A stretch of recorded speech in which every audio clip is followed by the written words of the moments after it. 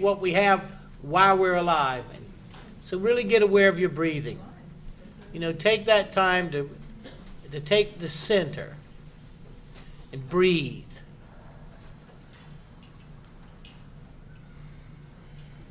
Count your blessings. Be grateful. Oh, God. My wife is calling me. She's grateful.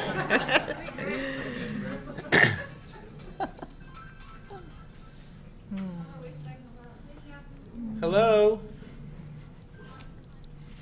What's going on, dear?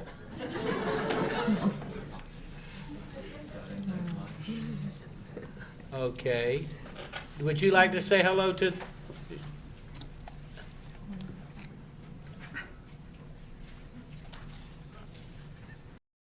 The signal faded.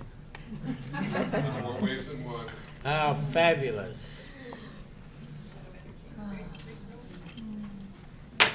Next time, use the pronophone.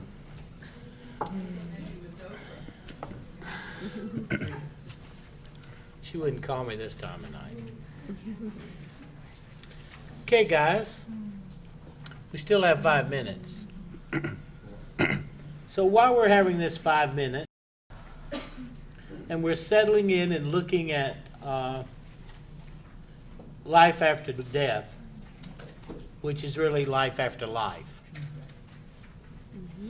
We were talking earlier this evening in our conscious aging program.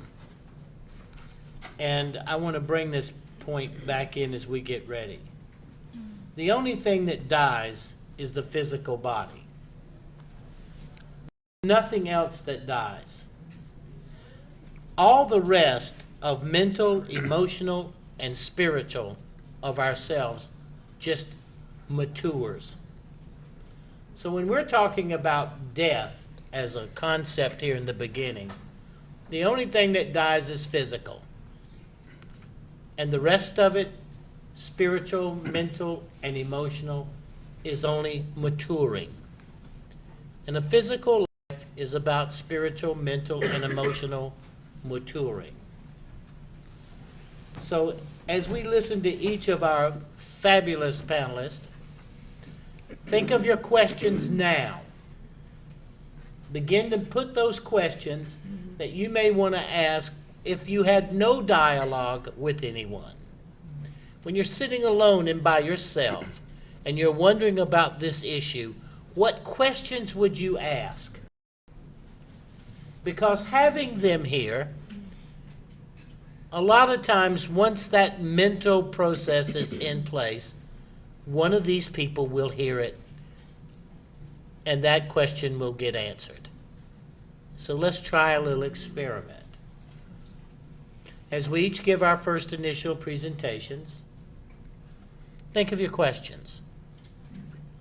And look at who each of our panelists are, and frame your question inwardly that you would like to know the answer to. And let's see how well we do at the end of this, so that we realize there is no separation in life, and there definitely is no separation in death. It's all just about life. So breathe.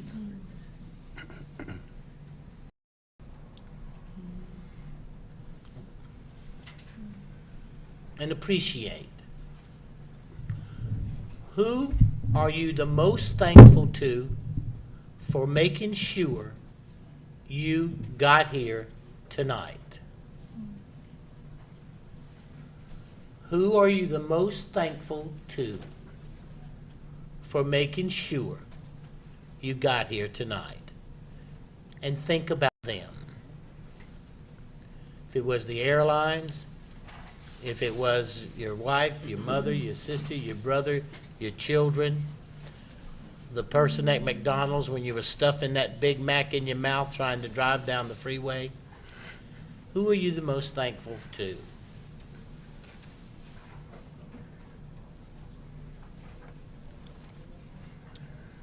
Still have 2 minutes. You're doing great. trying to fill time so that people, I just don't want to lose people's thoughts. Okay, I'm gonna start a little early. Come on in here and hurry up. There's room up here. Giddy up.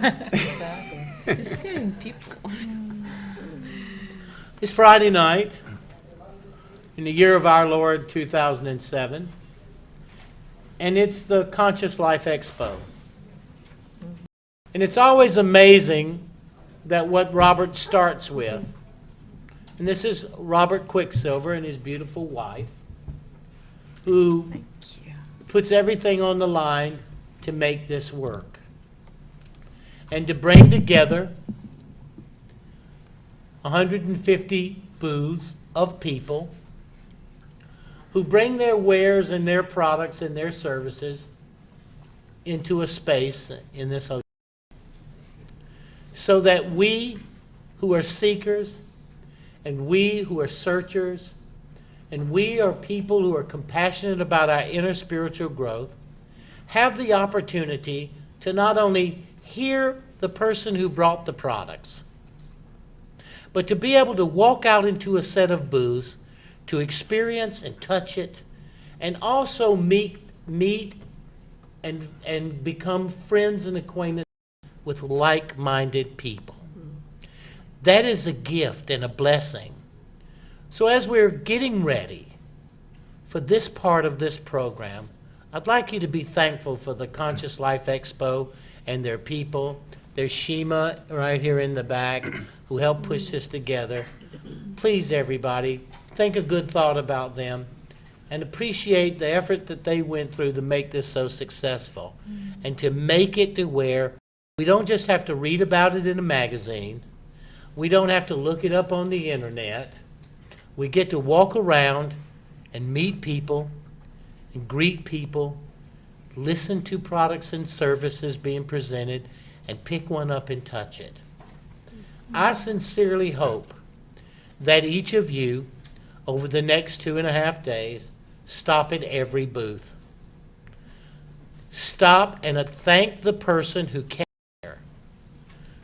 If it's not a product that's interesting to you, but you stop and stand in front of that booth and let them give their pitch and thank them for it. Because they made a conscious, financial, physical, and emotional commitment to be here for us. Now that's the life side. And don't not give them a chance to express what they're trying to bring as a service. And don't not be thankful even if it is of no interest to you. Because that is what conscious life is about. Appreciating, admiring, and inspiring. What I hope this weekend will be about for all of us is we seek things that we can appreciate.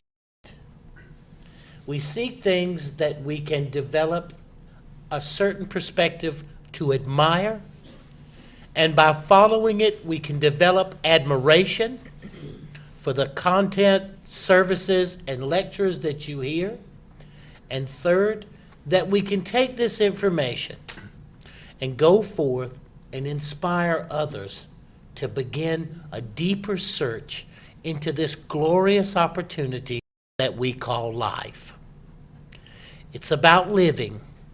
If you think there's somebody on this planet more important than you and they're breathing, they are not.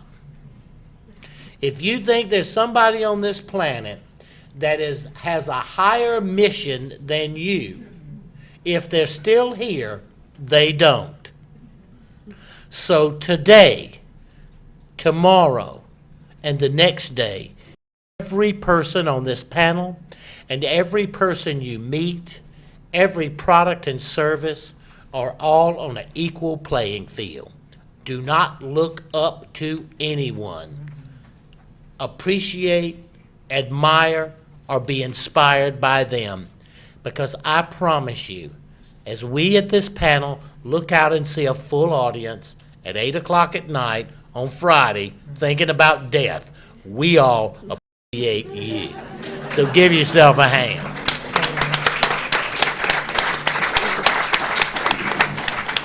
Okay, let's take a deep breath. Let's get ready.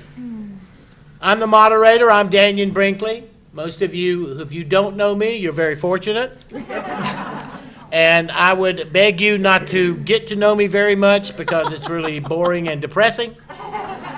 But how I got to be the moderator, I have been through 3 near-death experiences, struck by lightning, declared clinically dead for 28 minutes, completely paralyzed for 6 days, partially paralyzed for 7 months. Took me 2 years to learn to walk and feed myself.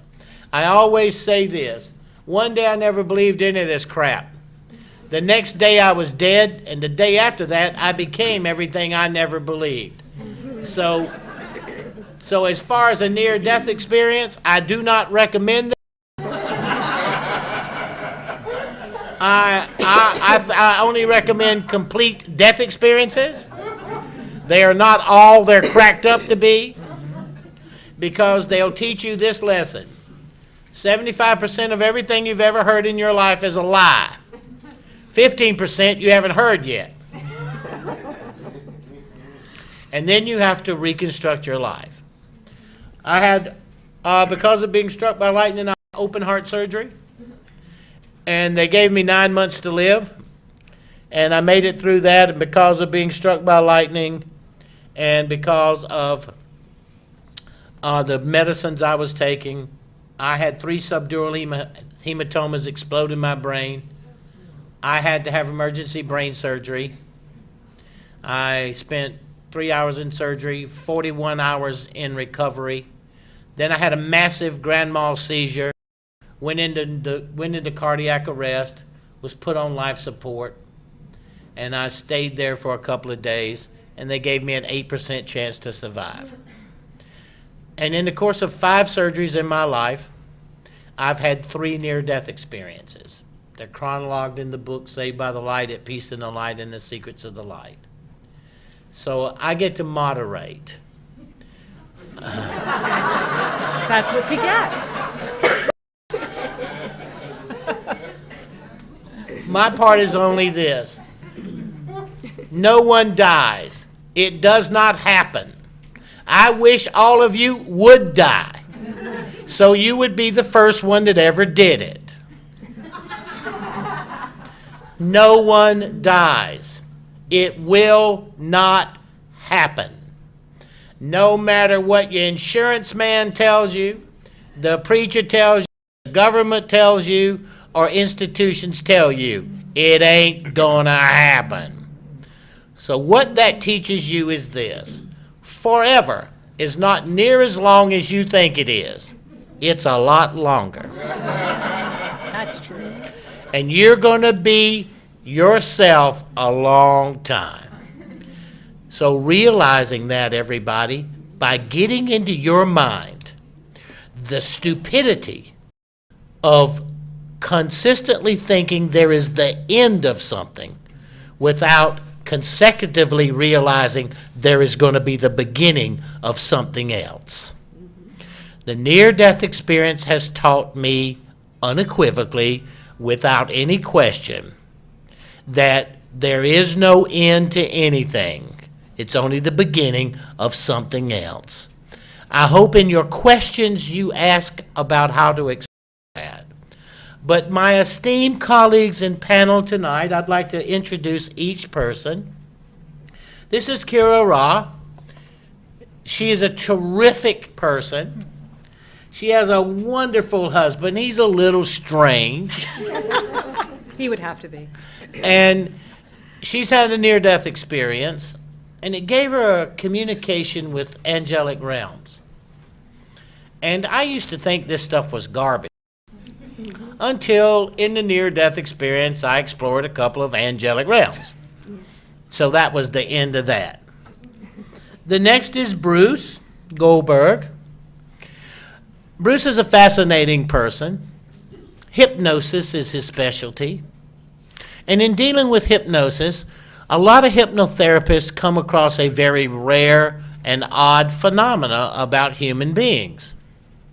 It's called past life regression, where they become and begin to describe things that happened in their last life, which usually helps a good hypnosis help them to correct the things in their present life. But old Bruce, he discovered there was a couple of more kinks in this regression, in this hypnosis business. One was there are people who can talk about the lives in between life, and then in his latest research about how to enter your future life. That would sound the craziest thing in the world until now you look at quantum physics and theoretical mechanics and the idea of time-space differentium and the idea of a continuum, that all things are happening at the same, is the basic rudimentary science we express today. It brings great validity to what you'll hear. Our beautiful and wonderful person is Lai Ubberud. No, Ubberud. She's from Norway.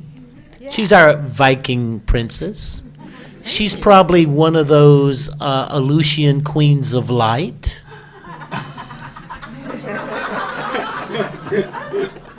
She comes this way by Houston, Texas. And as a psychic, a lot of people deal with these issues.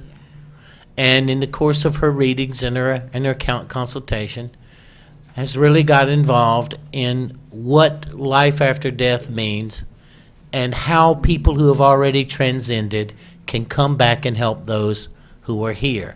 For those of us dumb enough not to take care of it before they leave. And then we have Martin. Well, I'll get to you in a minute, Linda. Linda, you be cool. Then we have Martin, another one of those people from that particular region, Scandinavian, and founder of a spiritual society, and probably a great knowledgeable person of the Borg saga. The Borgs, the people of Norway and the Scandinavian countries believed that they were the Garden of Eden, and it was along the Baltic regions. And there is a great deal of definitive proof that there is a great deal of reality to that. And so they bring an international point of view to our spiritual perspective. And then here's Linda. Linda's another little Texas girl, so we got Texans side by side. Represented well. Texas, great state, is represented well. She's an intuitive. And what I want to do is to give everyone 10 minutes so that you get a chance to feel through them. You can go over a couple, but to get a chance to feel who they are. And we all know it's not about what a person says, it's about how they feel when you hear their words. So take a deep breath. I'd like to start with Martin on the far end and this way. And just get a chance to give a little more in depth about you. And what I'd like for you guys to really get across is what this study has taught you. Not just about the near-death experience, but what lessons it has taught you so that these people don't have to die to get the goodie. So everybody, Martin. Everyone, can you hear me? Pull that mic up towards you. Just a little bit. Okay. Hello. Come a long way from Denmark just to visit you. And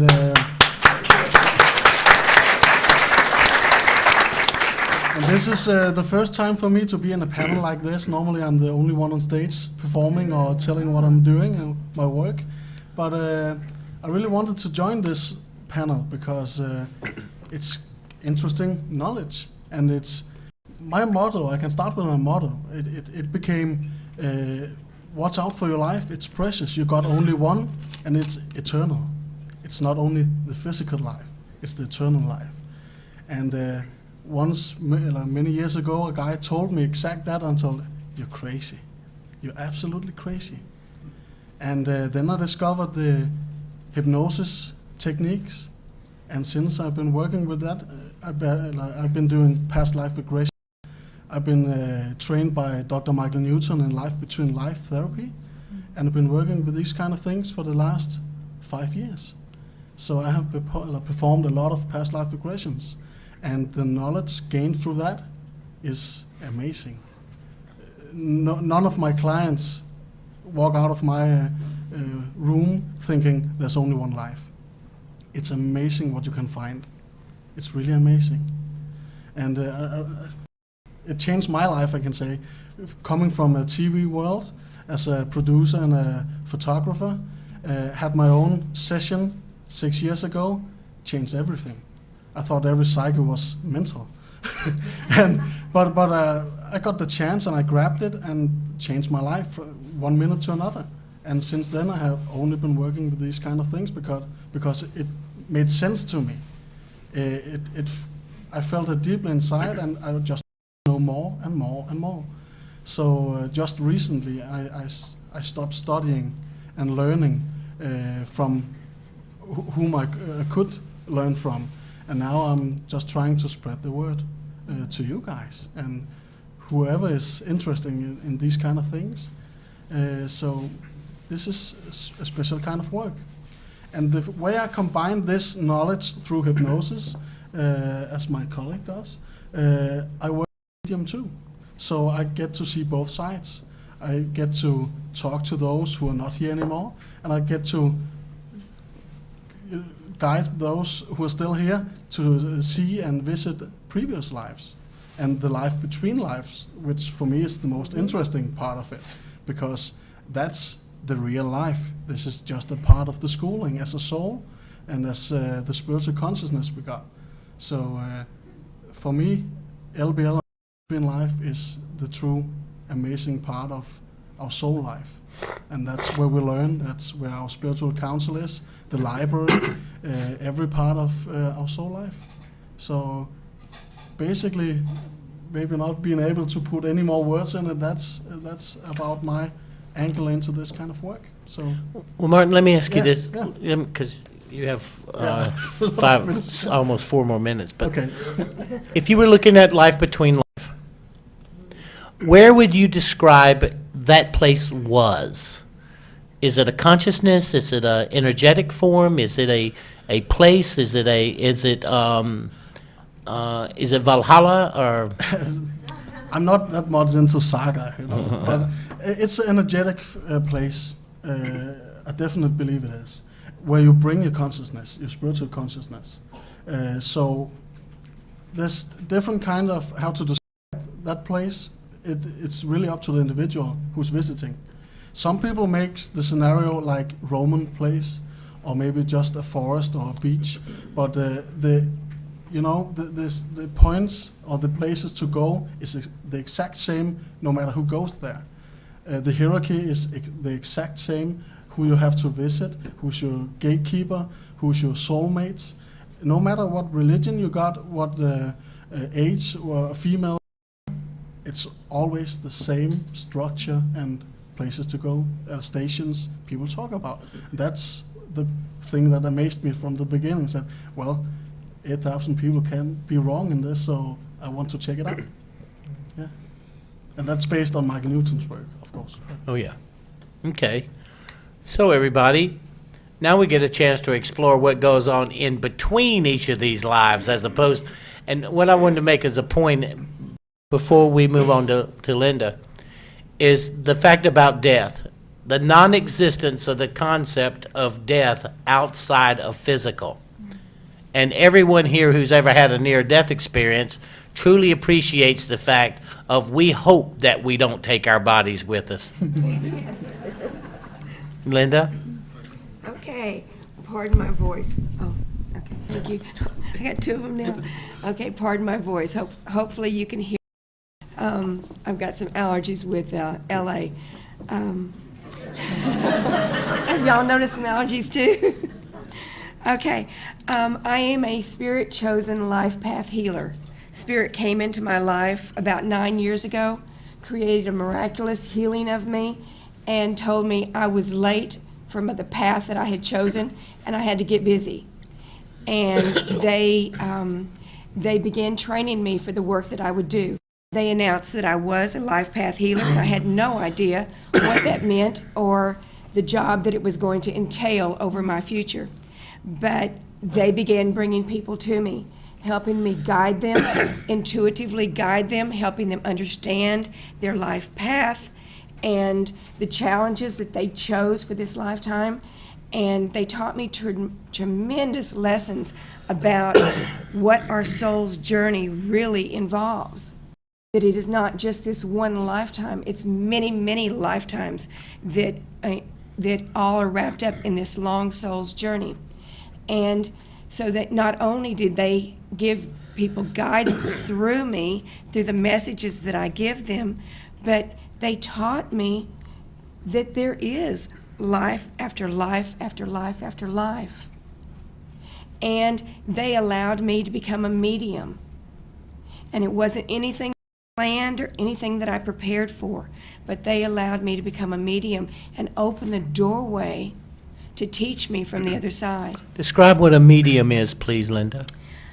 Well, for me, a medium is that I am able to communicate with souls on the other side, to bring healing to those on both sides, their messages, because once they cross over, as you said, the energy does not die. Only we release the physical body. And so they are still communicating with us from the other side. Their circle of love is right here, continuing to interact with us. Their spirits are around us. The room is full of spirits that I am able to see, just a crowd much bigger than the crowd I see right now.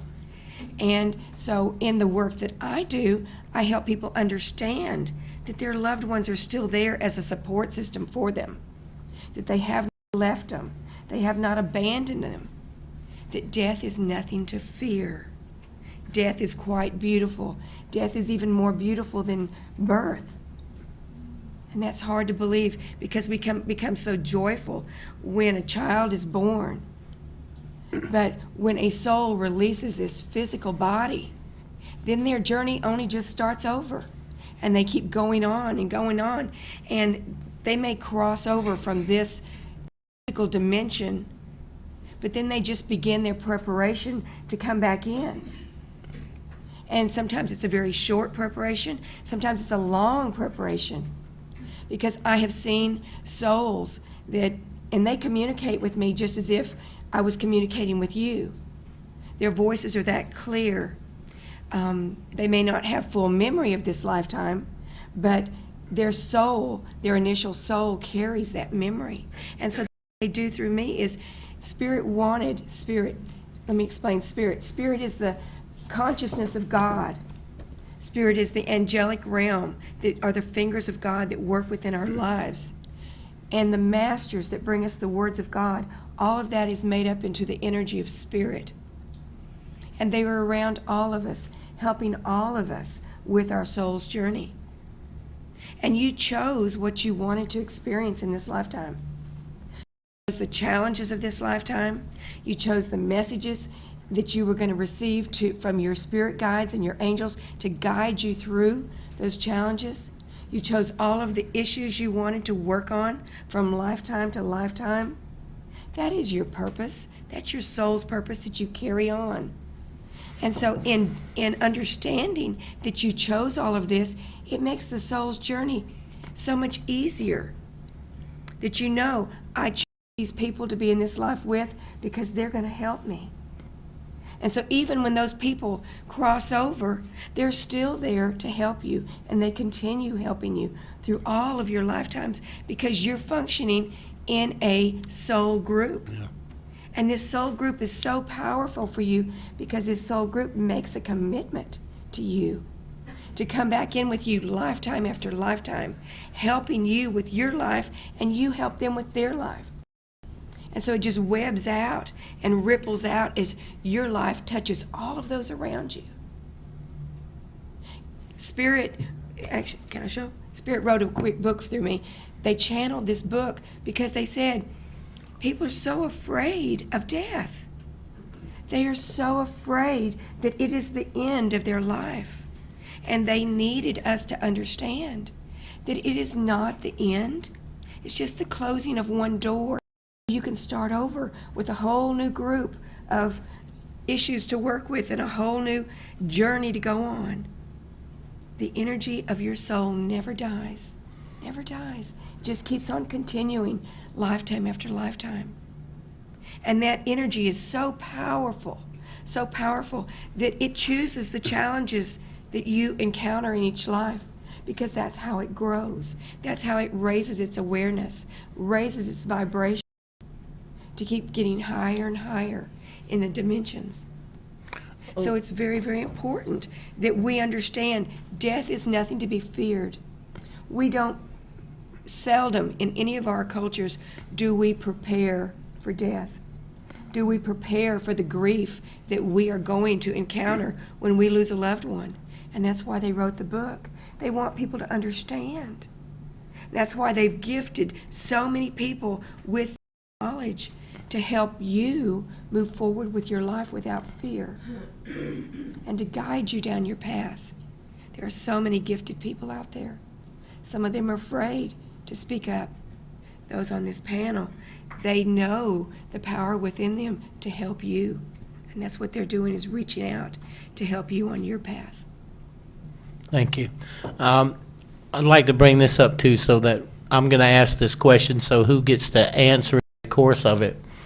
We keep describing only one place that you come to live. So when we're all thinking this question, I'm thinking it too. Do we have lifetimes in other places? Are there other planets and levels of consciousness and all of that? Because to keep thinking I got to keep coming back here is already getting boring to me. Yes. So just keep that in mind, guys, and take a breath. I mean, I'm watching you guys. You take, because what's being transmitted is not only words, it's feelings. Feel the feeling in the voice of the person who is talking and see how that feeling matches with your feelings. It's not the words. Lai? Sorry about that. I'll get you for it. Well, I agree entirely with what Linda is saying. Speak a little louder. Please, Lai. I'm sorry, I didn't remember. I agree entirely with what Linda is saying, but unlike Linda or Martin, I was raised like that. I was born like that. I always knew about past lives. I always knew about animals that talked and fairies and all that. So I think my life was a bit easier than yours, you know. So that was a very easy one. And I don't do past life regressions, but I just look at the person and I tell them lives, you know, like when I do my lecture on Sunday, I just go through the audience and I give one past life per person. And generally speaking, people want to have more after, because I can't do more than one person. And I have many ideas, you know, and I remember many things that happened in my past lives, you know. And I have a son, and when he was like 2 years old, he used to say, when I was a very old man in the mountains and there was of snow, people came to me because I was the one that knew everything. He was 2 years old, you know, and I confirmed it with a French friend of mine, and he said, yes, he was an old Tibetan monk. You know, so when you look at all this, and it is a fact, you know, it's still human that we cry. Even when my pets die, I cry because I miss them, and I know they're coming back to me, but it's just human that you feel it. But as long as we know that there is another life, oh, you're going to come back over and over again. But one thing I find is that sometimes you don't reincarnate with the same group of people, because either you need to teach the other group of people something, or you need to learn something from them. Have you ever heard people saying, I don't even know why my husband's parents were like that? There must be a reason for it. So sometimes, because we have to experience everything, we all have to be gay, black, white, green, whatever, you know. And that's how we achieve enlightenment. Also, we need to learn not to be selfish and all that. And it takes time, and sometimes it takes many lives. And I heard many times people saying, oh, I saw so and so, and he or she told me, this is my last life. I said, no, I don't think so. And everybody wants to have the last life, like everybody wants to be a queen or whatever, or king. It doesn't work like that. Most of our past lives, we're just normal, regular people, with problems, peasants and, seamstresses or whatever, or even monks or I don't know. But as long as we are very honest about it and we can move. Then there is the part that I'm also a medium, and it is a fact that people from the other side send a lot of messages. The problem is that sometimes we try to rearrange them, and that doesn't work. You're supposed to tell exactly what the other soul said, And I think it's very interesting, and I feel that people are opening up a lot to it. And I must confess, as a European, we were much more open in Europe. And since I've been here, I see tremendous progress that people really want to know. Lai, why do you think it takes us so long to figure out how not to be greedy, selfish, angry, and bitter? Since you were saying it takes so many lifetimes to get through this, why would you think it would take so long? Because we stay stuck in the same habits we had from before. And unless you want to move on and learn how to become less selfish or whatever, Oh, that's why people come to the Conscious Life Expo. Absolutely. To speed up those things. Oh, yeah, absolutely it is. But you see, there is a big movement now all over the world, actually, about it. And I think it's great. And look at how many people go to India, for example, to see the Dalai Lama, or I don't know what. All those areas? Yeah, it's very important, as the Dalai Lama is a reincarnation of Dalai Lama, Dalai Lama, Dalai Lama. Thank you. Thank you. We all, just like what Lai says, we all know who the Dalai Lama is, in her terms. And you never stop to think this heroic, wonderful person is the 145th reincarnated Lama. So, that's an interesting point, how we bring it into our lives. Now, the illustrious Bruce. Thank you, Dannion. I want to begin by saying that I do have patients in my Woodland Hills office who come to me and tell me, "Doctor, this is your lucky day." And I said, now I can tell, I'm one of the people on the panel who's not a medium or a psychic, but I know from experience, from clinical experience, what the next answer is. And the answer is going to be, because you see, doctor, this is my last life and you're going to have the benefit. You can put me in your next book. Well, my answer to that is, if this is your last life, then I should be seeing you. You shouldn't be seeing me, okay? You know how it works? A little background. My background is really very traditional and non-metaphysical up until about 33 years ago. I had an undergraduate degree in biochemistry. I wanted to go to dental school, and I did. I was a pre-dental major, went to college in the 60s when everybody was freaking out, and I didn't. Never took recreational drugs, was kind of straight-laced about it. Then I went to University of Maryland School of Dentistry, graduated in '74, but in the middle of my dental phase, my sophomore year, I was introduced to the concept of astrology and a whole bunch of other stuff, and I decided that, this hypnosis is a pretty good idea for dentistry, for pain control and apprehension, but also, let me see about this. So the very first patient I worked with was able to not only go through a bunch of lives, but she also overcame 2 habits and a phobia that I wasn't even aware of at the time. And I found that this is a clinical beneficial regimen, regardless of what people may think theoretically. And I said, hey, this is my cup of tea, herbal tea. So what happened was that I went to my residency in Florida for 2 years, and I developed a practice, and then came back to Baltimore, Maryland, went to dental school and practiced there for about 17 years, and then moved out to Los Angeles in 1989. Now, what I have found out from my background, which is really scientific, except my master's degree in counseling psychology, which is not real science, but it gave me a background and got my articles published in scientific journals. What I found out, and I developed the practice, I decided to be dentistry to be part-time, like 10 hours a week, and hypnotherapy was as much as 50 or 60 hours a week. So in the past 33 years, some log experience to show you that where I'm coming from, not just from doing this in my garage in a weekend one day. I've done over 35,000 past life regressions, future life progressions, and in between life paragressions, if you will, on over 14,000 individual patients in the last 33 years. And this is what I found out. Just a few years into my practice, which was basically past life regression, okay? Nobody ever wrote a book or even discussed, in my awareness, going into future. I didn't care about that at the time. I was asking a patient to go to the origin of a problem in 1977, and she went into the 23rd century.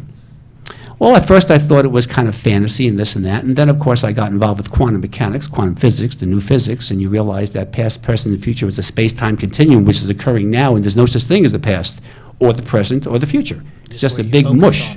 This is where you focus. It's like a bunch of grits right in front of you, okay?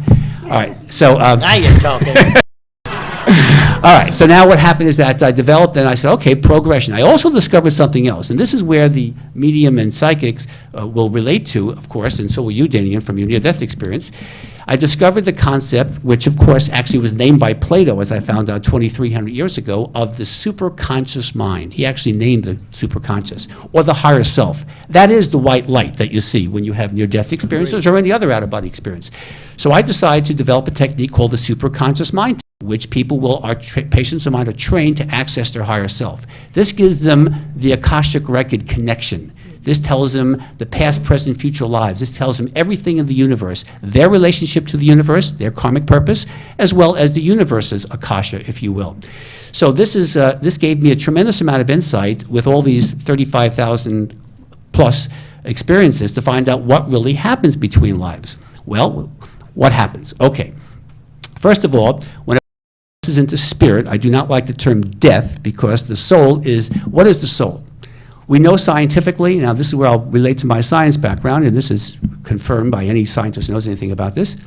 The soul is actually a reality. It's electromagnetic radiation. And what's electromagnetic radiation? It's a TV or radio signal, okay? When you turn on a TV set, you're seeing the soul, the equivalent, going through a cathode ray tube or radio, transmitters, satellites, whatever you got.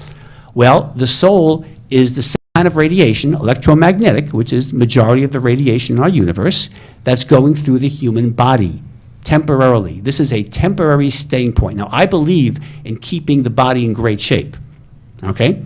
I wrote a book called Look Younger, Live Longer several years ago, and I'm turned 58 last November, and I think I look pretty good for my age. My tennis game has improved. But my point is anyone can do this. So what I found out is that the soul is eternal. You cannot destroy the soul. Even the law of the conservation of energy. Physics 101 tells you you can't destroy energy when it's created. You can just change its form. So what happens between lives? Well, there are different dimensions. I call them planes or dimensions that we go through. We go through a series. For example, the astral plane. You probably all have heard of that. Words astral projection, out-of-body experiences. Now, an out-of-body experience that you have normally, not the near-death, and Dannion's right, you don't want to have a near-death experience. It's a bad trip, and you may not come back, okay? Then it becomes a death experience.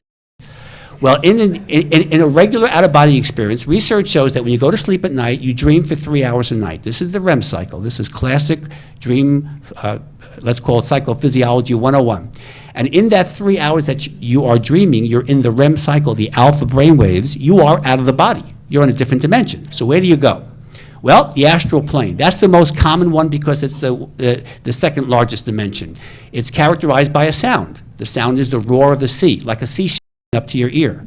The astral plane is very large. It has different, you have an upper astral plane, which is nice and pretty, nice little angelic entities floating around.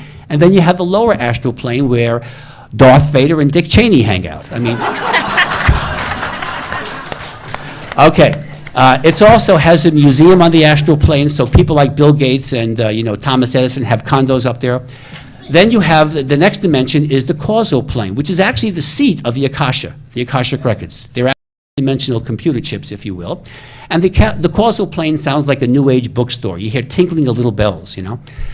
Then beyond the causal plane, which is the smallest dimension, there is the mental plane. This is where the Jesuses and the Buddhas and the Moses would hang out. This is characterized by the sound of running water. And this is where you know you're on the mental plane when you're having a nice little trip, a controlled out-of-body experience, because you look down into freeways. They do have freeways, and the roads are all blue. They're iridescent blue because they make their roads the soil, which is blue on the mental plane, is the only dimension that has that. The next dimension is the etheric plane, which is characterized by the sound of buzzing bees. It's the largest dimension, which has stars 24 hours a day. And they also have something called etheric plane surgeons. And you can actually send people, train them to go to the etheric plane, and etheric plane surgeons can do therapy on the etheric body and heal the etheric body. Why is that important? Because if you know much about out-of-body experiences, you know that the etheric body is identical to the physical body. It's the only dimensional body. Each dimension has its own body, causal body, astral body. That's identical. So if you heal the etheric body, you can transfer that healing into the physical body. And in my soul healing book, which is conveniently available in the bookstore, I describe a case of cancer and AIDS, which was cured not by me, but by the patient and their higher self and using etheric plane surgery. The next dimension is the one that really counts for this panel, and that is the soul plane. This is the grand central station that we talk about. It's characterized by the single note of a flute sound. It's very, very beautiful. You have not human beings there or bodies that we look upon like our physical body. You have floating heads. So if you see a bunch of floating heads that look like a bunch of balloons at a New Year's Eve party, you know you're on the soul plane. You have access to your masters and guides, guardian angels, if you will, your higher self, of course, the white light, which can manifest as a physical form to make you feel comfortable, if you will, is on the soul plane. You can also eavesdrop the higher planes, which is the perfection that we eventually will go to when we reach our nirvana or heaven, whatever you want to call it, or Hawaii if you're in Los Angeles. And so the soul plane is a very relevant part. This is where we stay after any of the, we have lives on these different dimensions too, not just the earth plane. You can come back to the etheric plane or to the soul or to the mental, causal, or astral plane if you want. And they're all pretty positive, except the lower astral and this one. These are the two tankers, as we call them, in the dimensional mentality.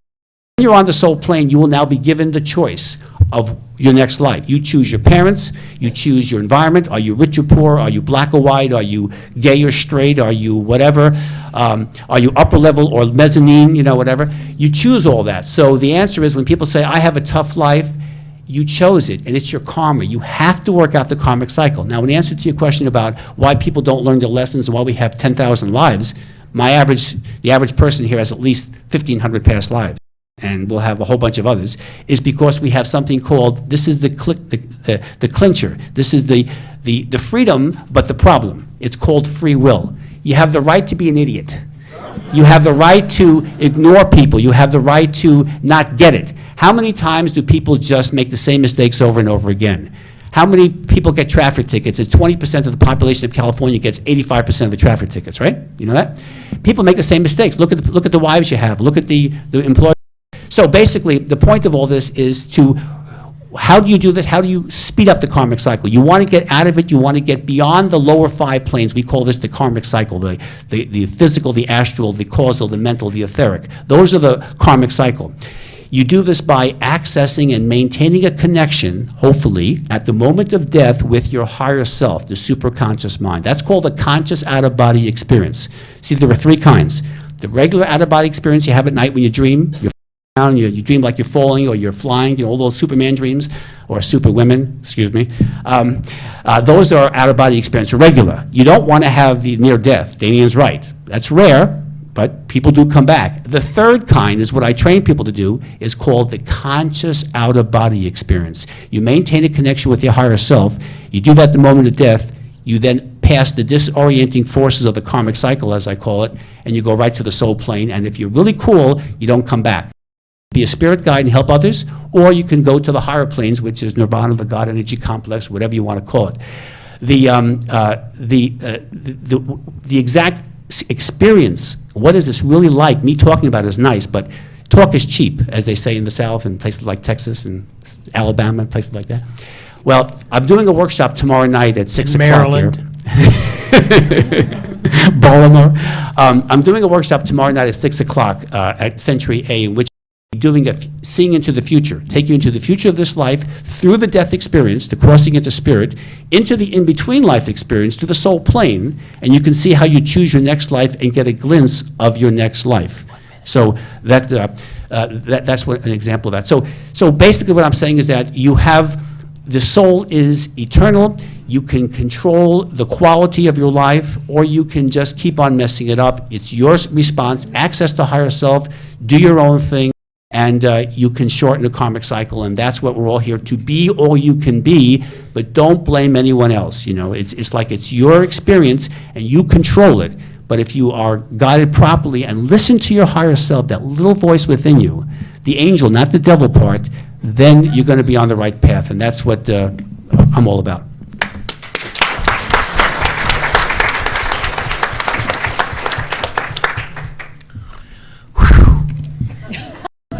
I hope they don't talk that fast wherever it was he sends you.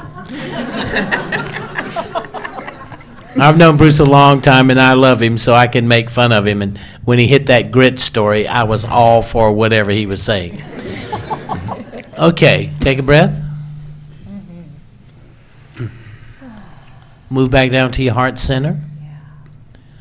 It's all about life, everybody. And everyone you hear on this panel, and everyone who's speaking on this panel, is doing a program over this weekend. Find which one touches you. And if more of than one touch you, visit them all. Make sure you check the bookstores. But you need to find that heart center. How do we improve the lives of those around us who are not smart enough to come this weekend with you, is the mission. Listen there. And with Kira and Shiram, they've been together a long time. I have known them for years and years and years. I've watched the joy and the love between them and participated in programs with them, just like with Bruce. Known Bruce since there was dirt. And I've watched a really joyful relationship between two loving beings come together. And I think they express a lot of what life and learning to work with each other truly evolves. So in this life, let's add this. We can also help those who weren't smart enough to come here. But as you listen to life, think about love of yourself, the secret component that all of us are really trying to express, but not brought it out yet. The love of yourself, and to be able to take this information and to bring truth into your life and the kind of happiness that we all deserve to share, no matter where that being is. We need them here with us. Kira. Thank you, Dannion. Which one? Namaste, everyone. Thank you for being here. I have just been sitting here, listening to my dearest Dannion and this amazing panel, and what's gone through so much, and I'm sure all of you are experiencing this thing, is, wow, we're at the time where we can really talk about this, where we can open up our heart, where we can share from our heart. And I remember so beautifully in 1965, I was 5 years old. Yeah, no, I was 5. And it was really scary for me because it was the first vision I had ever had that I still remember to this day. And I was a little girl in northern New Jersey. It was very hot. It was humid. And I remember I was staring out the window, and everything was color, and it was summer, and it was really, really summer. One of those bright, brilliant summer days. I remember staring at my mother's rose bushes when everything turned black and white. And not only did everything turn black and white, I just stood at the door completely paralyzed, and the entire horizon began to erupt with mushroom clouds. And I didn't even know what that meant. And I was so frozen, I was so paralyzed with fear that I just stood there. And I, for no basis at all, what came out of my mouth was, "Oh my God, I've made a mistake. I can't do what you've asked me to do. Please take me back." And the only thing I heard was, "You won't be here." And then I heard 2012. And then, like most children, the color came back, the bees were flying by me, the roses were there.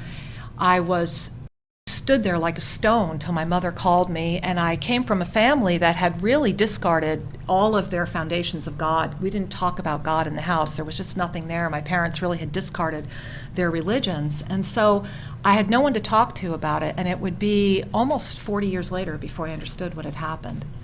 And in 1989, that deal was kept, and I died of cancer. And that was the first time I died.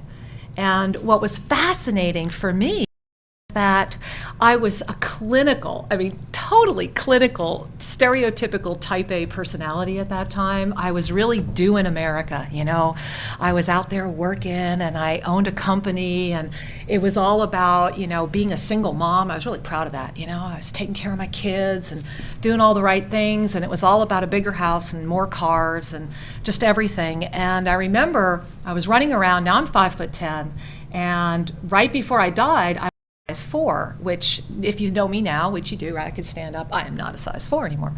And I thought I looked great. I was dying. But by the model of America, I looked perfect. And I was absolutely dying. And the reason I use the word dying is because there was nothing inside of me that loved me. All I cared about was the external validation. And I had been so afraid of all the visions I had had as a child, because my mother was wanting to medicate me, that I stopped having them. I stopped sharing with people that I saw their parents and their grandparents around them. I stopped sharing with them what color I saw, or the messages that were coming to them, or how much they were loved. And so for me, the greatest gift that ever happened was dying of cancer. And unlike Dannion, I was only clinically dead for 4 minutes, and that was long enough to, it is. And it was really, for me, the gift that was ever given, because that's when that deal that I made with God in 1965 got fulfilled. Because the beautiful gift that this body was given was that my soul was given an opportunity to remember why I had to stay, and to understand how beautiful that was, to understand that this life is so incredible that you would not ever want to give it away, not even for a moment, to understand that you are the most beautiful thing ever, that your body is the most beautiful body ever. Let it be as full or as thin or as tall or as short. Let your hair be or not. Go for it. Enjoy and be. And it was just such a beautiful gift. I get tears talking about it. I apologize, because it was just so profound. And for me, I've shared this with Dannion more than once. I couldn't talk to anybody about it. And when I read Dannion's book, Saved by the Light, it was the first time I felt safe to talk about what had happened to me, because there was nobody I could talk to. And so Dannion, in very many ways, really helped me understand what had happened. And then it was really kind of fun, because I don't know about you guys, but do you ever do life wrong? I did. I did it really wrong for a long time. So I wound up being married many, many times. Sri Ramka's my 5th husband, God bless him. And because I just kept doing it wrong, I just kept, God had to hit me in the head more than once. He's like, Kira, come on, get it. And so what happened to me was I finally surrendered what surrender looks like, and said, okay, I'll do it. I did not go screaming into this. I didn't run up and go, yeah, I wanna go around and talk to everybody about things that science can't prove. I am so not into being able to prove anything by science. I just lived, did it. I can only share with you from personal experience. And so, long story short, after I met Sri Ramka, I was so excited because I had finally met the beloved, and that whole story is in our first book, Sacred Union, and we talk more about it in our second book, 2012. And what happened was Sri Ramka and I had been married 3 weeks, and I had cancer again. And this was just in 2003. And I was mad. I was really mad. And so I thought, okay, this has got to joke. I've just met the love of my life, and I have cancer again, and they're telling me it's really, really serious. And so I had to really pay attention to what's real and what's not real. What was hiding and incubating inside of me that I still was holding on to? Where inside of me did I not love myself enough? Did I not appreciate the beautiful gift that we all get every moment, every moment? And so it was a beautiful gift for Sri Ramka and I when I died. And that was my second near-death experience. This time I was gone for almost 2 days. And it was a very profound, profound gift. And that's when the archangelic realm started speaking through me. And I can't explain what happens. All I can share with you is that this beautiful energy enters into my body, and the body that you see here, the Kira that's speaking to you right now, is completely gone. And beautiful husband, Sri Ramka, literally holds my soul. I can't tell you how that happened or why that came to be, other than we activated a soul agreement to do that. And the gift of being able to be in this world doing it is the reason I'm here. And many, many things have happened along with that. You know, along with everyone else on the panel, I can share with you that it's a beautiful gift when you can recognize that your life right now matters. You matter. Everything you do matters. If you ever look into a mirror, if you ever have a moment of doubt, cool, let it be a gift to call you back to consciousness. It's okay to have all those experiences.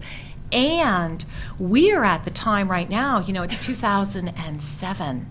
And I'm so not the best person with linear time. Do not ever ask me anything about linear time, because time is so nonlinear. It really is. We just get to the linear time. You know, it's kind of like if you take a straight line, right? There's linear time, but what happens if you bring the 2 points together? Now stand in the middle. You know, instead of being on the outside looking at this little line that's kind of a cross-section of the circle, take the circle and stand in the middle and see it all. Because you are more than this earth. You are more than this world.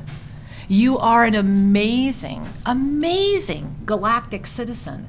And the gift that I am so grateful that I can share with you is that I can really look you in the eye and tell you, you are that. I've been there, done it twice. Now, Dannion's one up on me. You know, he's done it 3 times. I wish it But- was you. I do too. And so, Let's strangle her, everybody. and we'll watch. And No. we'll wake her up. Actually, if you come on Sunday when I do the ensoulment, that's what happens. That's what happened with my near-death experiences. Is they actually taught me how to do the ensoulment process. What she's saying is I've done it wrong just No. one more time than her. Hardly. And so the gift is that as we're moving through this time right now, you're in the year 2007. What do you really want? Are you really clear on what you want in your life?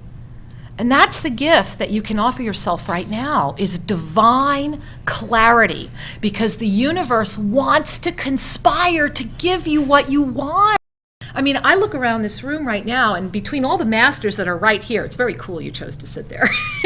Yeah, between all the masters that have been standing here, and then all the people that want to give you messages, it's so important to know that the universe is conspiring to serve you every minute of every day. So what are you asking for? How many times do you reiterate that maybe you don't have enough money? Okay, they're going to support that. How many times do you reiterate that you are a beautiful, whole, magnificent, having an amazing life? What if you could accept that you are free right now in this minute to have an amazing life? Because you are. You are. And everyone that has ever been around you, even people you just smiled to once, are all conspiring to help you remember the truth of who you are. And if this panel can offer you one gift, if we can collectively offer you the gift of walking out of here and going, I know who I am, and I'm free to have an amazing life right now, then the joy in my heart will be 100,000-fold. And so many blessings to all of you, and thank you for taking form. Thank you. I mean, if you look around the room, have you guys looked at each other? You are so cool. We have the best seat in the house right here because we get to see you, and you guys are cool. So thank you for being here. Many blessings.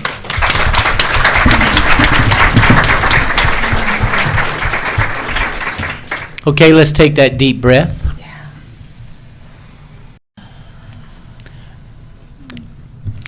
You know, guys, it's terrific. And once again, I'm going to thank Robert for setting these 2 panels tonight to open up with conscious aging and then life after death. I mean, it shows a well thought out, open-hearted perspective, and to bring each different perspective of us who have experienced it, wandered through it, been amazed by it, it's caught on. You know, some people have to learn it through dying, and some people have to learn it through being a dentist.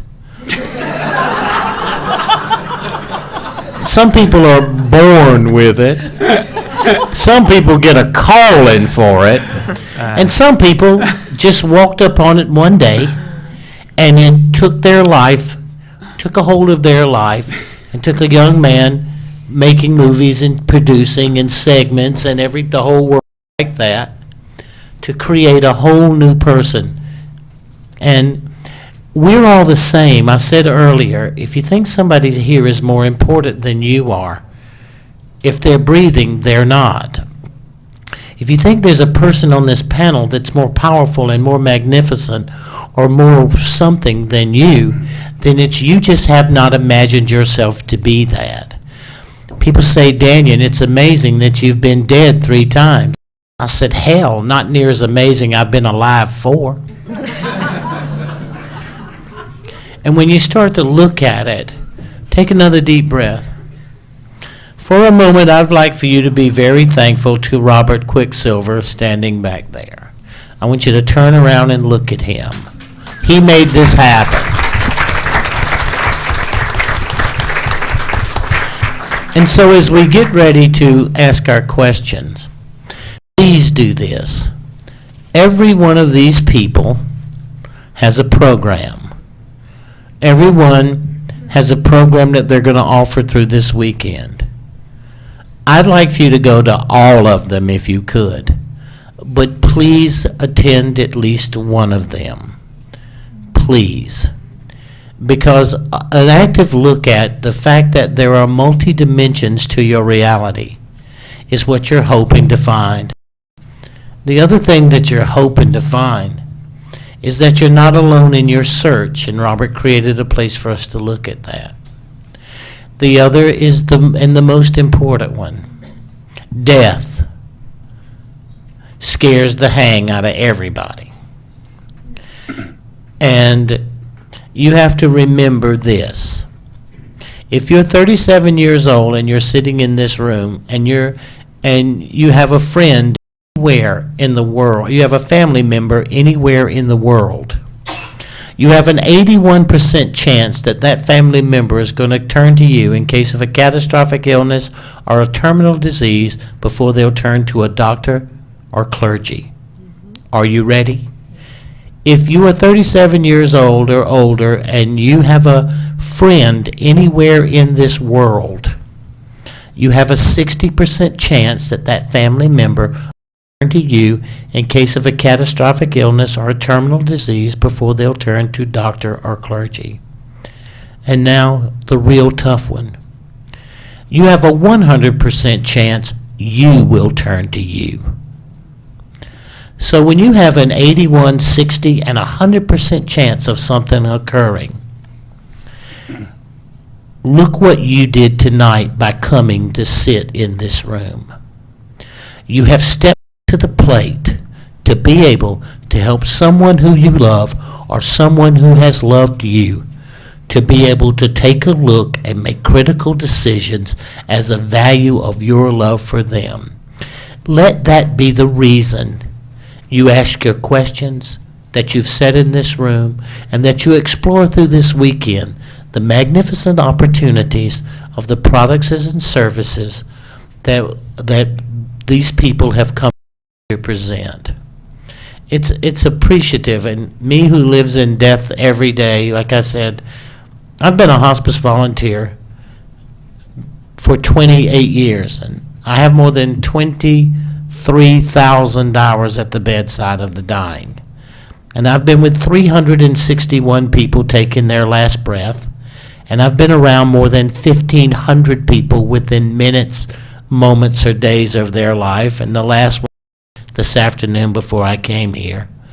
And I took my near-death experiences and I created the Twilight Brigade. It's 6,000 members. It is the largest end-of-life care volunteer program for dying veterans in the history of the United States of America. What that means is everyone in here has an opportunity to take information from one of these programs, instill it into your life as a commitment, a passion, and a challenge, and to go forth making this world a better place.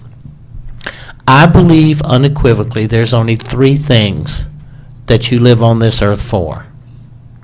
And I'm going to state them, and I hope that you frame everything that you've heard and will hear in them. We're all great, powerful, and mighty, playful, spiritual beings.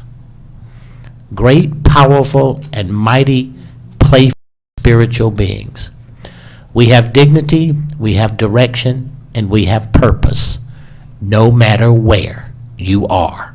No matter if you're in a past life, a present life, a potential life, in between life, or a future life, you will never be anything less than that.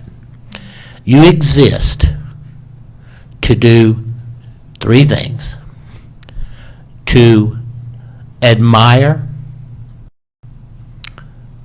to appreciate, to admire, and to inspire. To appreciate, admire, and inspire. Every one of us wants to be appreciated. Everybody wants to have something about ourselves that people admire, and every one of us wants to be inspirational to someone else or to a group of people. And in reverse, we want to be admired, appreciated, and inspired. Now, when you look at life and you define it that way, every one of these people affords you an opportunity to define that particular part as you define your purpose in this life. And I sincerely hope this whole weekend does that. So take a deep breath. Behold the magnificence that is you, and the clarity that you came here to achieve so that you can help someone else. Not one question is about you, although you may think and contextualize it that way. These questions are about how you can help someone who you love better understand what you love, admire, or what they do to appreciate or inspire you. So take another deep breath. And all of us, from the bottom of our hearts, we thank you for gracing this room. And it's like Kara says, you have no idea what we see when we look out. Okay, questions? All right, now don't start with me. Yes, ma'am? Said about the different planes, Is this for Bruce? Yeah, the different dimensions we're talking about, yeah. Yes. can you shed any light, or maybe someone else, on something that happens just before I go to sleep sometimes? Like I go to a new zone. Hypnagogic. Right. This is, before you go to sleep at night, you're actually passing through, he calls it the hypnagogic state, and when you awaken in the morning, there's an equivalent called the hypnopompic state. What that is, getting about scientific terminology. I want to tell you what I see. Oh, okay, go ahead. Oh, okay. Well, first let him define to you that there is a state of existence This that you're is- really exploring. This is when you're about to leave the physical plane and enter into, your soul will go into the astral plane, let's call it the fifth dimension. You're going to go to a different dimension.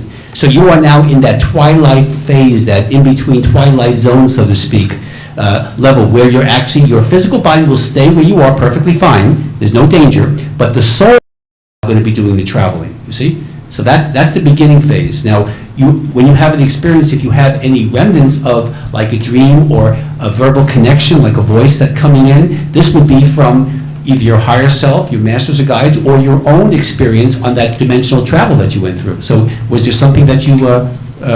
Now, what do you experience? When you spoke of the soul plane, the top one, you said that they were like heads. Floating heads, yes. No trunk, no body, floating head, right. I see them in that state. They come slowly into my focus. Yeah. And then before I know it, there's another one. Never saw any of these before in my life. Always just faces. Now, just faces, the actual head itself, you're talking about? All head. Okay, now, most people go to the astral plane when they have experiences like dream remnants of their dreams. You are going to, this is called plane ascension. You are actually going, most likely, to the soul plane. What you can do there is, if you will be able to get the memories of that, is you can get very, very heavy metaphysical and spiritual information from your perfect sources, your higher self, your spirit guides. It could be messages to bring to people on the earth plane now. There's a lot of good stuff you can get other than just the floating heads coming at you. This is a very positive spiritual experience. Okay? I mean, this is a...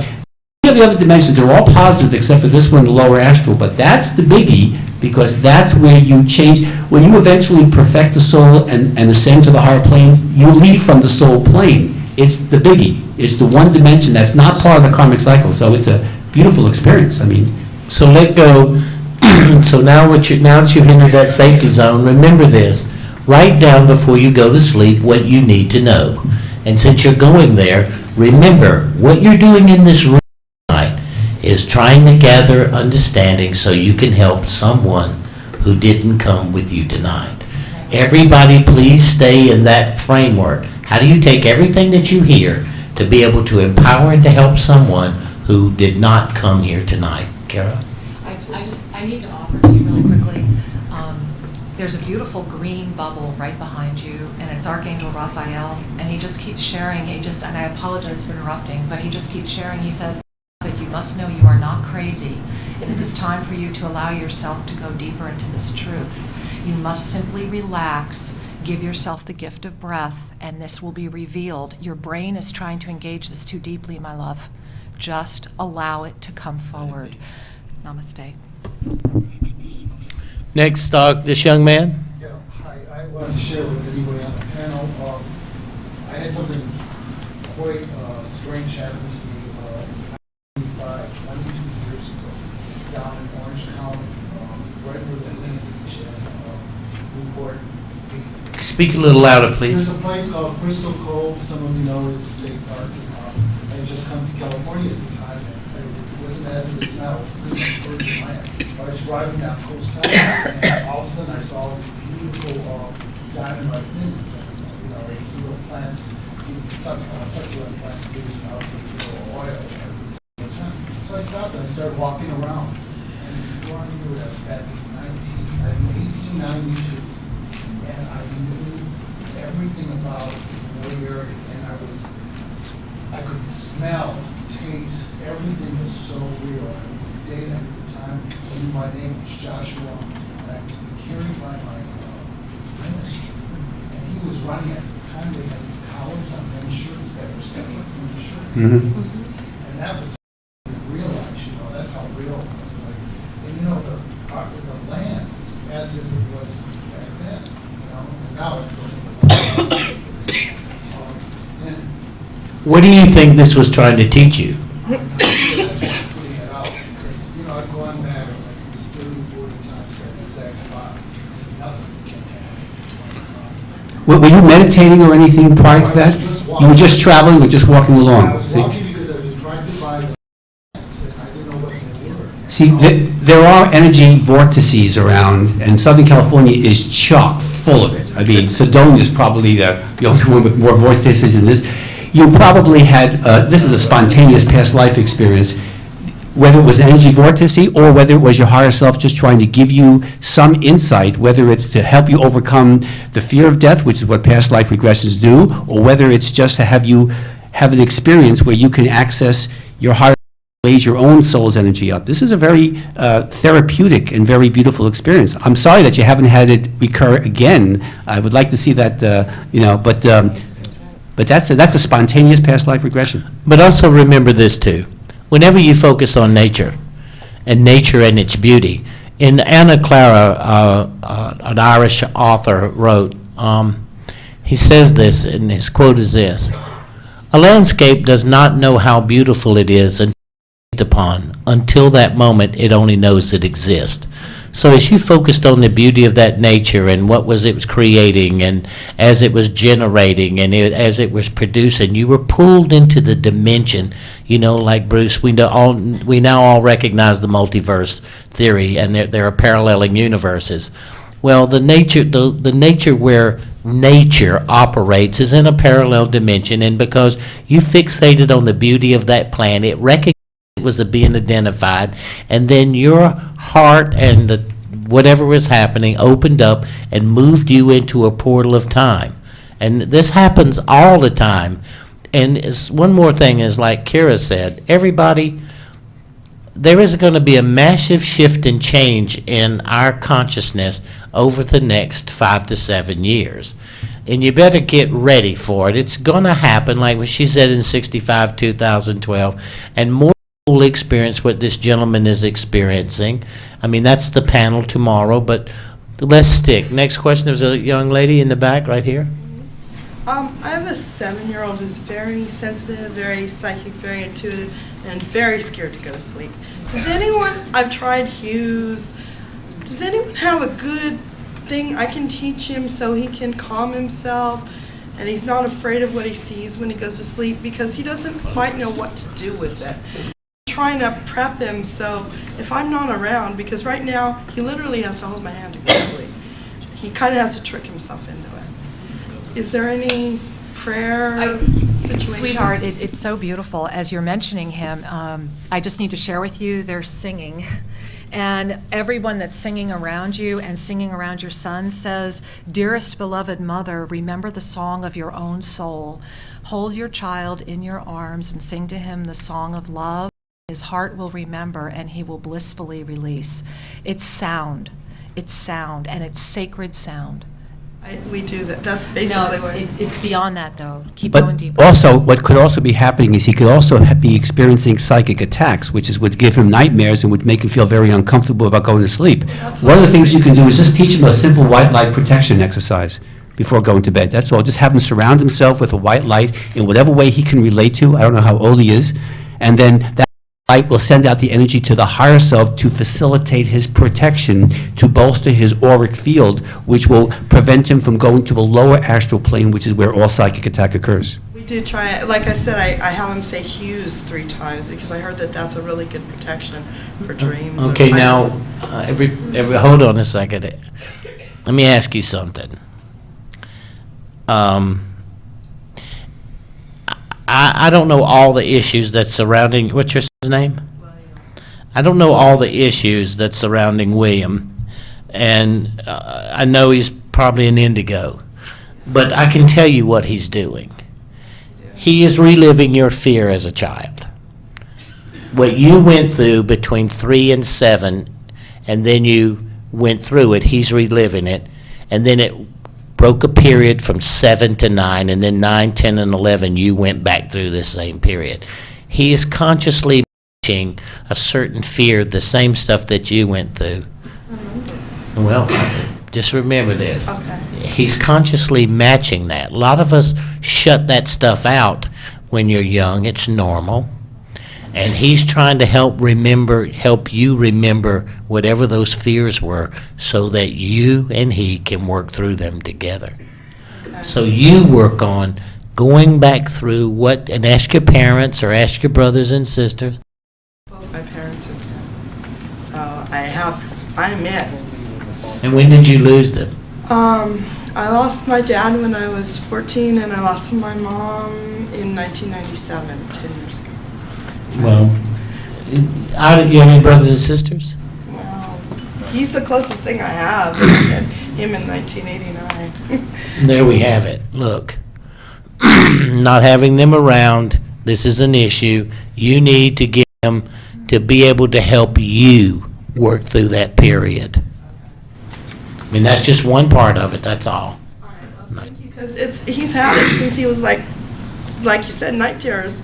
Since he was 6 months old, he used to wake himself up screaming. So it's a recurring thing that I'm trying to. We'll just combine all the things we're saying. All right, thank you. Now, next question, Mimi. Stand up, baby, so people can. They know you're not a voice we back there. So this is curious to me. If karma follows us to some degree and the soul transitions and it goes to whatever level it goes to, does it have a certain realm that it gets to choose to come back in because it's taking a certain amount of karma? So if somebody chooses to come back in a very kind of challenged life as opposed to something else because they're carrying this, and what kind of broadness do they have? Remember when I discussed the soul plane where you choose your next life? Now, when you're on the soul plane, you say, why would anybody in their right mind pick the physical dimension for the next life? This is the toughest dimension, okay? The reason being is because you also have the potential to work out the most of your karma on this nasty dimension, okay? So that's why they would choose that. Now, if you want to have, if your life, you're the end of your karmic cycle, you'll probably choose the mental or etheric plane, or even the soul plane itself. So the reason is your karma, the lessons you have to learn. Karma is not bad. It's simply lessons. It's a syllabus, a prerequisites. You've got to complete them. The balance is 0. And in order to do that, if you have a lot of lessons to learn, people say, well, I want to cut it short, so I think I'll pick the physical dimension, and they come back. What do? They repeat the same errors over and over again, and they just extend their karmic cycle. That's why everybody here has had thousands of past lives. So it depends upon what needs to be done, and do you listen to your advisors, your higher self, your spirit guides, your guardian angels, whatever, and departed relatives will help you too. So it's up to you. That's where the free will comes in. That's where to thine own self be true becomes relevant. Okay, what do you think, Linda? What do I think? I think, yes, we do come back, as I said, multiple times working on our karma. And so it is very necessary that you pay close attention to what karma you're creating in each lifetime, and that you are focusing, as we're all raising our vibration to a higher level. So it's important that you do focus on what you're creating every day, so you don't have to keep adding lifetimes to the number that we've already had. Okay, Lai, what do you think? I'm sorry, I agree with Linda. We should try our karma as quickly as we can, so we can move on towards enlightenment. I agree absolutely. Now I want to ask Martin a question. Martin, do you think that, listening to what Bimi says, do you think that in the in-between lives there are discussions about karma? Have you noticed in the readings that you've done that people are discussing their karmic relationship in paths? Most definitely, yeah. And I agree with Bruce also. It's the aim is a balance as a 0. When you get to the aim, you moved yourself to another level, maybe the soul plane.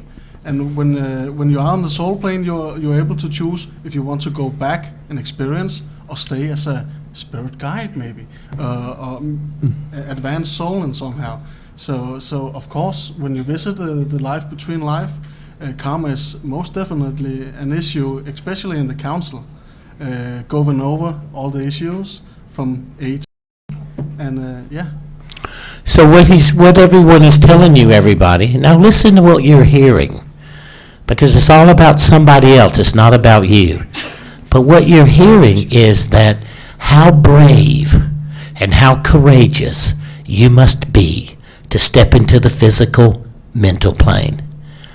That means that you believe so much in yourself and your ability to manifest and change, advance in a slow, muddled, mental, physical plane, that you would thicken yourself through each level of consciousness that Bruce and Martin are describing, and you would come here. So the thing that you should get the most out of right now is the fact that you are courageous and playful and spiritual beings. Remember what you're hearing, everybody, because I'll guarantee you within a week now, somebody will need some advice that you got from here. That's why you came and brought yourself here now. The little lady in the back. My brother passed 5 nights ago. He's been my guide my whole life. He's 13 years older than me, and he was my father, my guru. He took me out of the material world, showed me the spirit. He's been everything to me. He had a best-selling tape, the Enlightenment tape, and he's a hypnotherapist. And, I've been on an emotional roller coaster, and I'd love to find somebody that can help me connect to him. And I don't know who or where to go to have this happen. I wasn't with him when he passed. And I want to do something, and I'm not sure who or where to go. Well, what you should do, I don't want to get into that here, but you have two masters sitting here, these two young ladies, Linda and Lai, and catch them after this. Can I ask you a question? Sure. Does the word rail, like R-A-L-E or R-A-I-L, have anything to do with it? Like rail? I'm not aware. Okay, so what to do is ask, see Linda or Lai as this is over. Because I guarantee you, somebody here can do it, honey. I feel that. Let me just make one comment too, is that it's important, I know this sounds difficult, it's important people bereave over their lost loved ones. The problem with that is that I know you think, people say, well, I'm showing my love for them. In reality, what happens is that it's usually the fears and insecurity of a death experience that actually traps the astral plane, and they actually send out energy to you pulling because they're suffering. So you both lose when you have this bereavement of all the depression, the crying, and whatever else goes on. So you want to be able to contact them through whatever methods and release that. Send out the white light, let him go to the upper astral and go to his soul plane so he can choose his next life, and therefore remove the bereavement on you and your family and anybody else. Yeah, but Bruce, what she said is, I listen to, I do this every day. I mean, I listen to people in church, I deal with it, and I'm not being a psychic or a swami. You weren't around him, okay? You were gone, and so you feel guilty and grieving that he has left, is what Bruce is saying. But here's what's important. You are trained, my princess, and he saw it was time to go. Your guru has now sent you on your path out into the world after you've been being taught, and if you would have been there, he couldn't have let you go because you'd have whined him to death. Okay, so remember what you're hearing. He waited for your ass to go on vacation so he could blow this popsicle stand. And now what you should take into your heart, mind, and soul is the master has set you free to teach, train, and I can't wait to hear your tape. Thank you.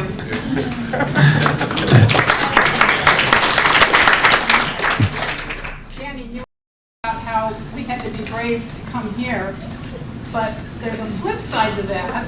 I, years ago, had an out-of-body experience. I slipped out when I was in meditation. I didn't even know, I wasn't like trying to do it or planning out it. I just like gathered my energy. I popped right out the top of my head, and I went up through the tunnel, and I was at the bright light and all that. And I was so, shocked and surprised by the experience that I immediately popped back into my, and even for that brief whatever, it was a really life-changing experience, because when you do that, there's nobody that could ever convince you there isn't something there. But even though, it was really easy to do, and I always felt like, I could do it again if I wanted to, I've been like terrified of trying to do it again. And it was so different, being outside of three-dimensional space-time. It was such a completely different experience that even though I think it would be fascinating to repeat the experience, it terrifies me. Okay, easy. Go see Bruce. Because look, it's very simple. Actually, I'm planning. Losing control.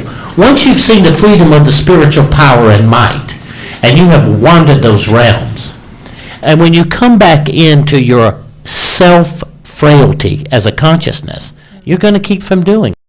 Now, the biggest driving factor is this. What will it serve? We come to serve and make the world a better place. And that you could consciously learn to travel in those dimensions, if it's by Bruce or if it's going through a session with someone. What would you do with that place? Because then you become a teacher, and then you create inspiration and you create admiration and helping other people find those planes. That's why we're all here. We want to seek to inspire, to be admired, and to appreciate, and to be appreciated for what we've been through. Every one of us that sit here.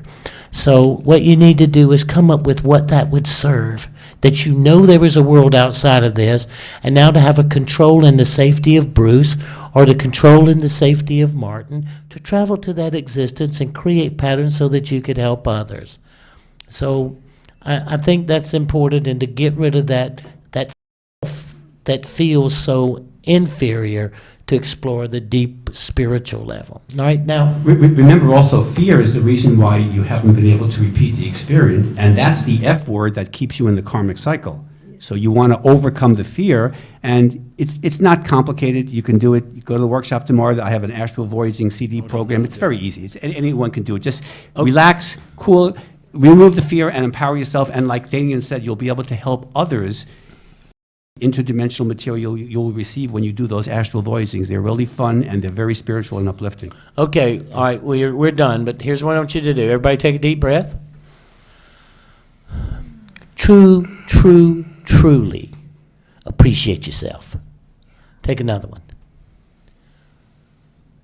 Truly admire yourself. And for Christ's sake, if you don't love yourself right now, really start to love yourself. Because you came here tonight to help somebody you love or someone who loves you. You are not sitting here for you. It is not this weekend about you. It's about you becoming an inspiration to someone who you love or who loves you. We beg you of this panel to take that with you through this next couple of days. Now, what I want to do is give everybody on the panel, starting with Martin coming this way, give me a minute, give me when your program is over the weekend, where it's going to be, and what a person can achieve by taking the time with you. Go. Tomorrow night, 6 p.m., I'm doing a Theta Healing lecture. It should be in Catalina C, but it's going to be moved to another place. I'm not sure where it's going to be. I know tomorrow morning. And the work with Theta Healing makes, you can say, spiritual confidence, combining body, mind, and soul, and know how to filter your own stuff and the stuff from the other side. So it's spiritual self-confidence. And so deeper insight in yourself, that's what it's all about. Yeah, thank you. Linda? Okay, I'm going to be, I have a lecture tomorrow morning at 10 o'clock, Embracing Life Beyond Grief. And it is helping you understand that emotional roller coaster of grief that we face when we lose a loved one, and how to move through those stages, how to understand the stages of death, the stages of grief, and how you can take back your life after that. And then on Sunday at 1 o'clock, I have Reaching Through the Veil to Heal, and that is to help you understand how to communicate with your loved ones in spirit, how to receive their messages, how to interact with them so that they can be a support group for you. Thank you. Thank you. Lai? I'm going to be doing direct past life readings on Sunday morning at 10 a.m. I don't know where it is. And I'll be handing out articles that I've written, and those articles have been published in magazines, radios, newsletters, and all that, and they are being used by psychologists, psychiatrists, and in jails. Because they found out that people commit the same crimes over and over again. And it really helps a lot of people. Okay, thank you. Bruce? Tomorrow night, 6 p.m. Century A, I'll be doing the Seeing Into the Future workshop, which you'll get a chance to see some videotapes and interesting people going into the future, and then I'll be guiding everyone who goes to the workshop into the future of this life, including the crossing into spirit experience to remove that nasty fear of death, and then going into the soul plane experience to see how you choose your next life, and then allowing you to get a nice sneak preview of what your next life will be. And then at 7:30 following the lecture, I'll be doing a little book signing, so if you don't have chances to ask questions, you can do that at the bookstore up here after the workshop. I'll have to do have a couple of shots of liquor after I finish that workshop. Only a couple. All right, Kira? Thanks, Dannion. Oh, blessings, all of you. Let's see, tomorrow afternoon at 2 o'clock, we'll be presenting Atlantean Revelations for 2012, which are archangelic revelations we've been asked to bring forward. We've been kind of sitting on these for several years, and we've been told now is the time to bring them forward. Sunday at noon, we'll be revealing for the first time ever documented footage taken at Tosa of actual archangelic light as it's coming through. This is the first it's ever been seen. We have several TV channels looking at it. You'll be the first to ever see it. And then join us for our workshop where I'll be doing a live ensoulment. That's going to be at 2 o'clock on Sunday. And on Monday, we have brought with us the 11-foot tall Merkaba of Self-Ascension. It'll be on display free all weekend, and we are going to bring you into an intergalactic portal. It is a 5th to 11th dimensional experience for soul retrieval and galactic healing. Everyone that we've worked with so far on this has had profound, profound healings, and that's a post-conference Monday from 4 to 7. I had to look up what my workshop's about. Did good. Okay, I'm on Sunday from 4 to 5:30. My books are in the bookstore as of in the morning. And what mine is about is this. You can only be dead so many times, and you can only talk about it so many times. And that's the first 5 minutes. But the changing face of time, like Kira, I had a certain date. If you've read Saved by the Light, you realize that when I first came back and spent that 2 years lying in the bed, I wrote down, because everybody says, well, journal. It'll help you get through it. Well, I come from South Carolina, okay? What a shock. And everybody goes to hell where I come from. And when you start looking at a near-death experience in 1975, that's the work of the devil. So I had no place to turn. Raymond had not written his legendary book, Life After Life, and I had nowhere to turn. So I kept writing this stuff down, these 13 legendary notebooks, spiral notebooks. And I described the near-death experience through the tunnel into the light, the dimensional. I don't have as direct a dimensional perspective of it in description as Bruce, but I traveled through all these. I didn't see any talking heads. This crowd had bodies to it, and they didn't talk, they just kind of communicated. But they gave me these things that through the years, Raymond took the information from me in 1975, and he took out the pages that the boxes of knowledge, which became to be the prophecies of Dannion Brinkley, which now, 30 years later, you can't touch me.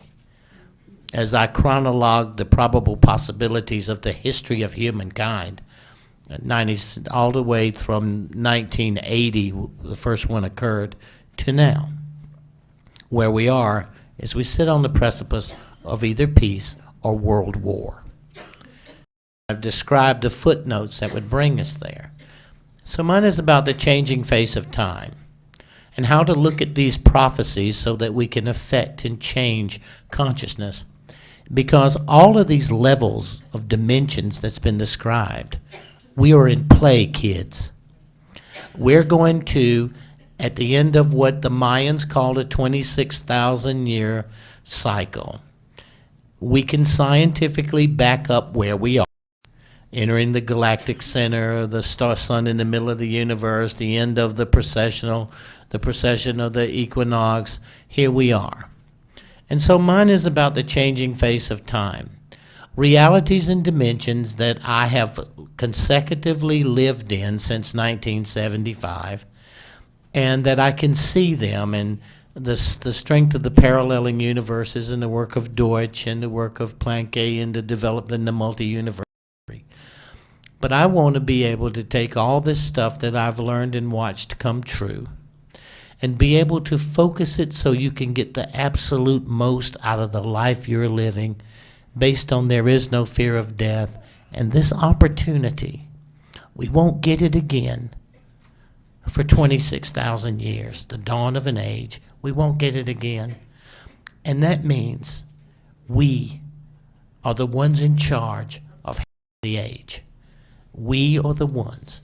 And I am so glad that we chose death as the point to bring this focus forward. When we lose that fear and take our true personal spiritual responsibility to herald an age, then that sense of peace and calm we're all looking for will be present in every moment. We are mine's at 4:30 in the books and blah, blah, blah, blah. They put me on Sunday because a lot of you will stay and like me. So, maybe. So take a deep breath. Instill at this moment that there is no death, there is only life. And instill in this moment that all of our search from here to the end of this particular phase is only to enlighten consciousness so that we can inspire others to see the beauty within themselves, please walk the floor. Stop at people's booths. Appreciate them. Let them feel your appreciation for the effort that they brought forth to bring the material and the workshops and their program. Watch them. Purchase something. Meet at least 3 people and look them in their eyes and be consciously living in what you can do to help them. Sometimes it's just say hello. Sometimes it's just say, hey, what are you going to see? Who are you going to talk to? And be the mover. You know where you want to go and what you want to do, but maybe they don't. And maybe you know a speaker or someone that you've heard that can say, I'm going to see Bruce, I'm going to see Lai, I'm going to see Kira, I'm going to see Martin, I'm going to see any of the other people. And then create conversation and dialogue. Because we're moving fast into another dimension, and everything that we're up here talking about, not because you're working so hard as intergalactic spiritual unfolders, but because the time is right when these dimensions open and access to all of us. And I believe these workshops of these people are going to help, just like this young lady, define what's going to happen to you, whether you like it or not, whether you practiced, whether you got ready, whether you contemplated your navel, or whether you've been drinking liquor for 40 years. It's not going to change crap. It's still going to happen to you. And we are glad you came here tonight. I hope you come to one or more of their lectures. I hope you come to mine more than theirs. But if you have to choose, let your heart guide you. And from our bottom of our hearts, we sincerely thank you for giving us this time. Good night and see you tomorrow. What I like about